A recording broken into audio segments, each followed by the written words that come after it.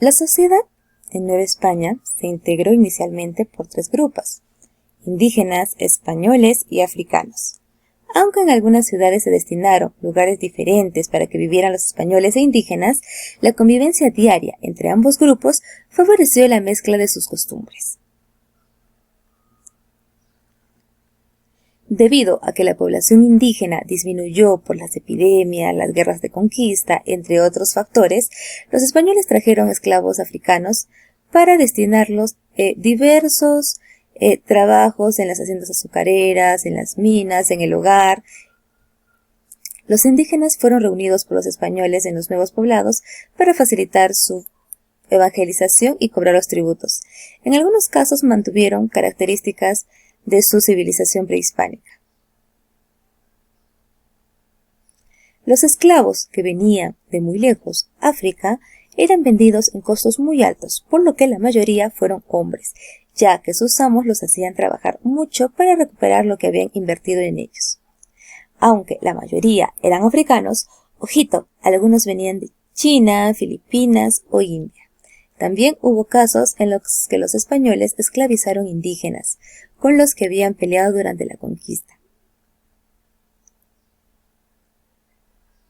Con el paso del tiempo, la convivencia entre españoles, indígenas, africanos, dio origen al mestizaje, esto a su vez a las nuevas castas, es decir, los hijos de padres, de nuevos grupos sociales, formaban las castas. Según el origen de los padres, se daba un nombre diferente a cada casta.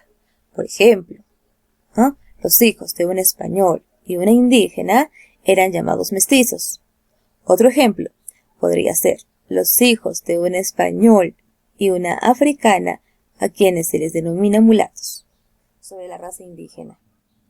Se estableció una sociedad de privilegios a favor de los españoles, quienes acaparaban los cargos públicos, las propiedades y las posibilidades de educación, mientras que el grueso de la población, fundamentalmente indígena, no tuvo oportunidades de progreso.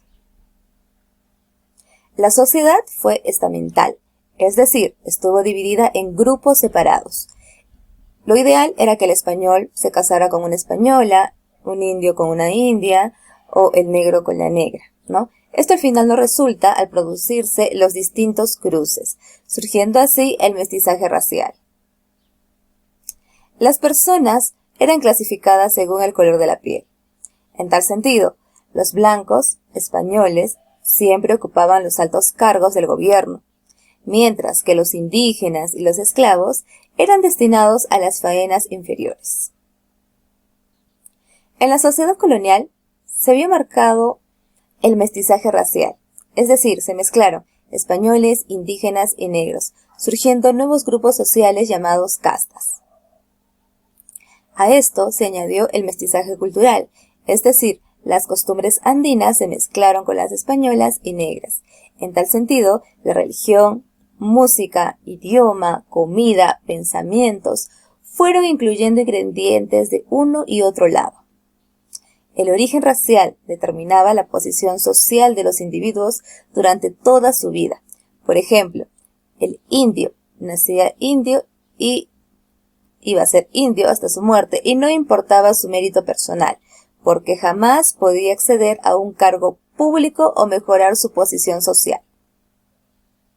La sociedad estaba dividida en República de Españoles y República de Indios. La población negra estuvo excluida por carecer de derechos. Sin embargo, los intentos por separar a la población fueron en vano. Es así que tanto españoles, indígenas y negros terminaron conviviendo en las ciudades. La posición de los individuos dependía de la relación de sus padres al momento del nacimiento, por lo que eran mejor considerados los hijos que provenían de un matrimonio legítimo. Esta condición era importante para una persona que quería obtener una designación en cualquier cargo público o eclesiástico. En la cúspide de la pirámide social se ubicaban los españoles, seguidos por las castas, los indígenas y por último los esclavos. Según el lugar de su nacimiento, los españoles fueron divididos en dos grupos: los peninsulares, que eran aquellos que habían nacido en España, y los criollos, que eran hijos de españoles nacidos en América. Esta distinción social entre peninsulares y criollos originó poco a poco una fuerte rivalidad política y social, surgiendo así los conflictos entre ambos sectores. Los peninsulares, el grupo dominante, ocupaban altos cargos políticos, militares y eclesiásticos. Se desempeñaban como virreyes, gobernadores, funcionarios de instituciones, militares de alto rango, grandes comerciantes, jueces, obispos, arzobispos, entre otros. Los criollos tenían menos poder y privilegios que los peninsulares. Se les limitó el acceso a los altos cargos del gobierno y administración colonial, motivo por el cual reclamaron para sí los mismos derechos que los peninsulares, surgiendo enfrentamientos entre ellos.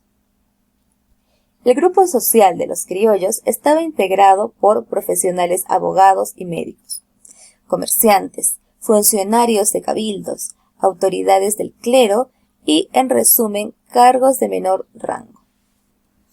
Fueron los criollos los que lideraron la independencia de la América Española, con el objetivo de tomar el poder político y económico en nombre del pueblo soberano, presentándose como libertadores de la opresión hispana. Otro grupo social fue el de las castas. Las castas son los nuevos grupos sociales que surgieron de mestizaje o cruce entre españoles, indígenas y negros. Son ejemplos de castas los mestizos, mulatos y zambos. Los mestizos fueron hijos de españoles más indígenas. Los mulatos resultaron del cruce de españoles y negros. Los zambos fueron hijos de indígenas y negros. Dentro de los indígenas habían dos grupos, los indios nobles y los indios del común. Los indios nobles eran los descendientes de los incas y los curacas. Tenían grandes privilegios porque eran intermediarios entre la autoridad española y el resto de los indígenas. Los indios nobles se integraron voluntariamente a la nueva sociedad colonial y se hispanizaron. Los indios comunes no integraban la mayoría de la población, constituían la mano de obra en los trabajos, vivían explotados en minas, haciendas, obrajes y estaban obligados a pagar tributos. Ojo, los indios del común, que conformaban la mayoría, desarrollaron una cultura híbrida, es decir, adoptaron ciertos elementos de la cultura española, pero mantuvieron sus costumbres andinas.